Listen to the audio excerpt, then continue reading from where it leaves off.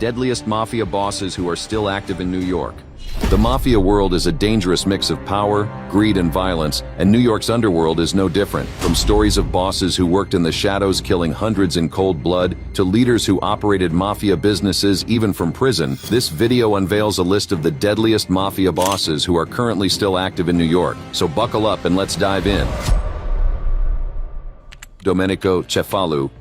Domenico Cefalu is a known mafia boss who preferred to operate in the shadows, so his influence could be felt rather than seen. Born in Sicily, the birthplace of the Cosa Nostra, Cefalu quickly became famous because of his discretion and loyalty, eventually taking up the role of acting boss, a position that placed him at the helm of one of New York's most powerful criminal organizations. As boss, Cefalu oversaw a vast criminal empire, involved in everything from racketeering and loan sharking to drug trafficking and extortion. But unlike his predecessors, who often sought media attention, Cefalu was a man of old-school values. He adhered strictly to the mafia's code of silence and its traditional rules, and this low-profile approach allowed him to operate more discreetly, avoiding the intense scrutiny of law enforcement. Although Cefalu's reign was challenged by both law enforcement and internal strife, all these made him even stronger, allowing the deadly mafia boss commit several atrocities. Another mafia boss who maintained such power headed the Gambino crime family in the 1990s.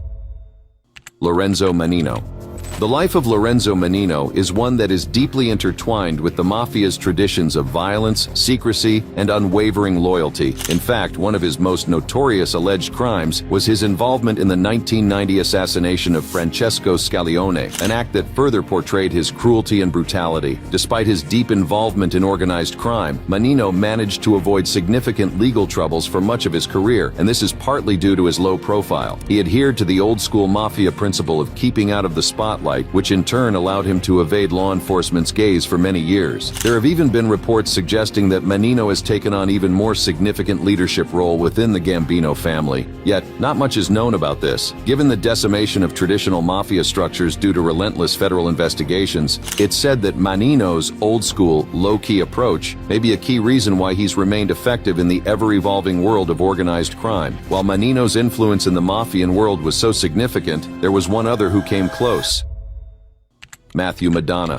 Unlike many mobsters born into the criminal underworld, Matthew Madonna's rise to power was a testament to his cunning and unwavering determination. Starting as a heroin dealer in the Bronx, Madonna quickly established himself as a force to be reckoned with, especially after his success in the drug trade caught the attention of the Lucchese family. He was eventually inducted as a member and soon became the acting boss of the family. As boss, Madonna oversaw a vast criminal empire involved in extortion, loan sharking, gambling, and even murder.